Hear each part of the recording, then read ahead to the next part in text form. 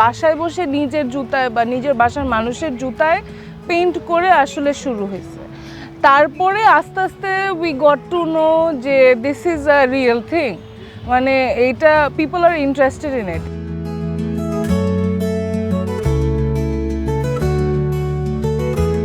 আমার জার্নিতে I got to know about গ্রেলো, দ্য থিং গ্রেলো ইজ ডুইং।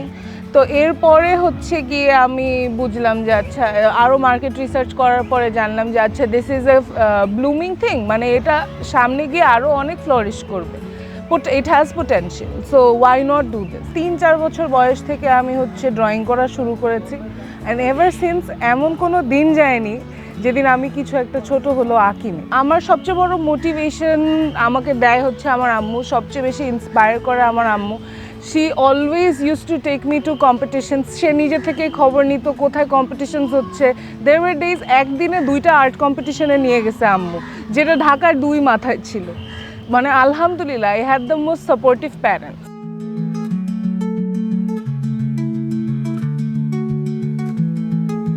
সাদা ক্যানভাসে যখন পেইন্ট করি it's a flat surface for starters, কিন্তু জুতার মধ্যে যখন পেইন্ট করা যায় দেয়ার আর স্টিচেস, প্যাচেস, অনেক ধরনের টেক্সচার থাকে, so it's not a plain surface for starter. কোনো একটা উঁচা নিচার ক্ষেত্রেও কিন্তু দেখা যায় ডিজাইন ডিফারেন্ট হয়ে যেতে পারে।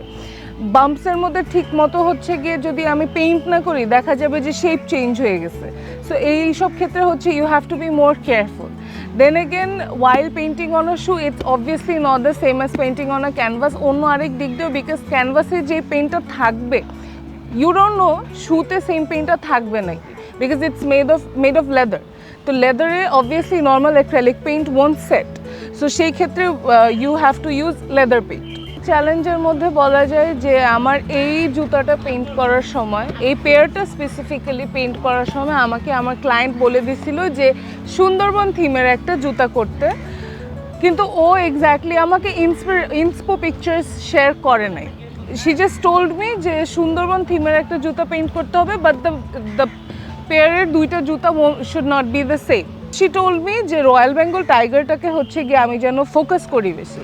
সো এইটা পুরা ডিজাইনটা আমি ফার্স্টে নিজের মাথায় ম্যাপ করেছি, তারপরে আমি এটার স্কেচ বানিয়ে ওনাকে দেখানোর পরে আফটার মেনি অল্টারেশনস, মেনি চেঞ্জেস, এই পরে এই ডিজাইনটা ফাইনাল হয়। এটা করতে খুব সম্ভবত 4 to 5 days লেগেছে। একটা অ্যানিমে খুব সম্ভবত ছিল, একটা অ্যানিমে ডিজাইন, সে মানে ওটা তার এক্সপেকটেশনের অনুযায়ী হয় নাই। তো দেখা গেছে যে আমাকে কমপ্লেন করার পরে আমি আবার যতবার সে চেয়েছে আমি ততবারই হচ্ছে এটা এডিট করে, যতক্ষণ পর্যন্ত সেটা তার পছন্দ অনুযায়ী হয়েছে আমি সেটা করে দিয়েছি চেঞ্জ করে। So that's what I do. কোনো কমপ্লেন আসলে I try to remediate. Basically orders আসার পরে we freshly paint the shoe for them.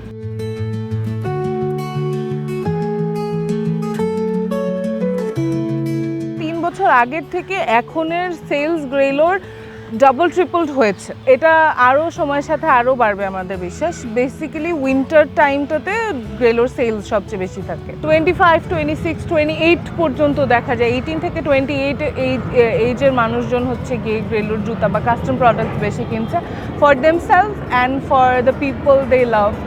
মানুষ আসলে বুঝতে চায় না যে একটা আর্ট ওয়ার্ক করতে কতটুকু এফার্ট, কতখানি সময় মানুষ ইনভেস্ট করছে। তো এই কারণে দেখা যায় কি আমরা যখন আমাদের স্নিকার্সের প্রাইসটা সেট করি তখন দেখা যায় যে মানুষ কমপ্লেইন করে যে এত কেন, ইটস জাস্ট আ পেইন্টেড শু, এত কেন। লাইক এই চিন্তা ভাবনাটা মানুষের যত তাড়াতাড়ি এই চিন্তা থেকে বের হইতে পারবে তত বেশি আসলে এই বিজনেসটা বুম করবে। Not only this business, any hand painted business.